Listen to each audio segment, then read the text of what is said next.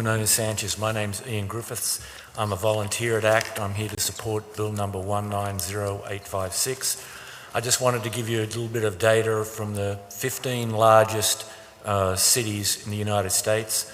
At the moment, ACT comes in right at the bottom at number 15 in dollars per animal. The top four spend quite a lot of money in their animal welfare budgets. Number one is Washington, D.C., which spends $1,370 per animal, $13 million budget.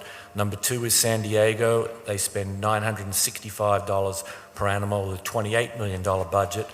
Number three is our neighbour up north, New York City, $954 per animal spent. And number four is Miami-Dade County. They spend $930 per animal with a $27 million budget. And even if you go down to our neighbour down the south in Baltimore, which has a slightly higher poverty rate than Philadelphia, they come in number 7 in the nation at they spend $460 per animal. ACT is all the way down at number 15, and they spend only $230 per animal, half of what Baltimore does. So that incredibly low level of funding leads ACT management to, they're basically between a rock and a hard place. They have to choose between bad policy A and bad policy B. ACT hasn't had a full-time vet for almost a year due to the pathetically low salary it can afford to offer. So about 50% of the time during the week, there's no vet at ACT, and the other 50%, there's part-time vets there.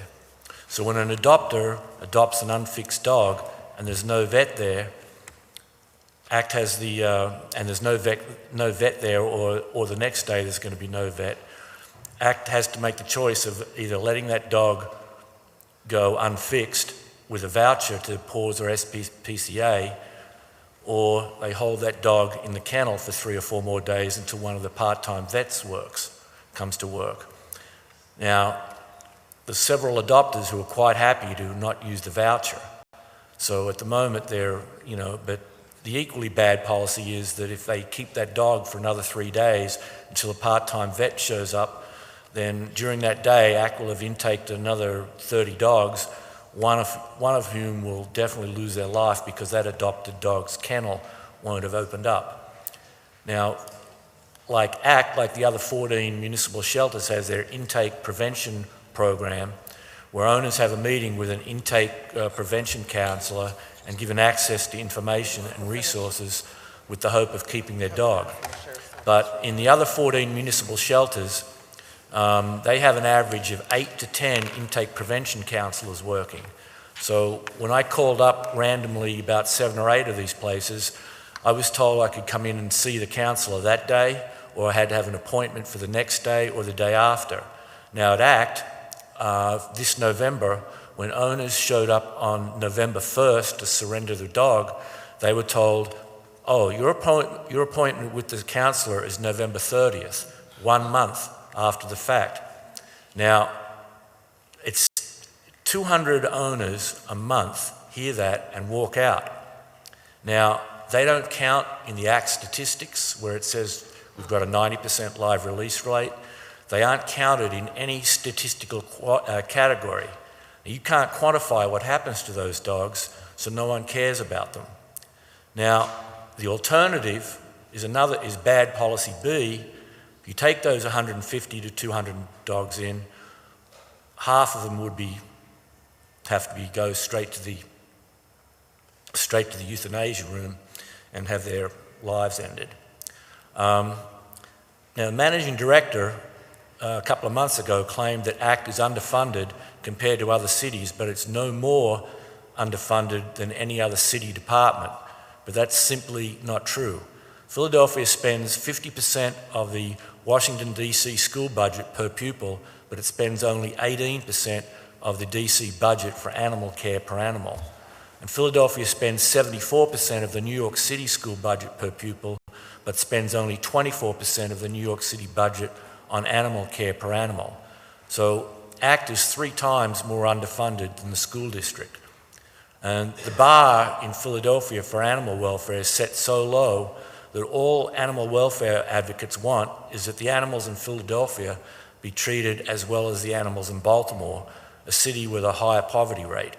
Baltimore spends double the amount per animal than ACT, $460 per animal versus $230. And also in 2 months, it's moving into a brand new state-of-the-art building near their baseball stadium, which is twice the size of ACT, but they only take in half the number of animals. So it's twice the size for half the animals.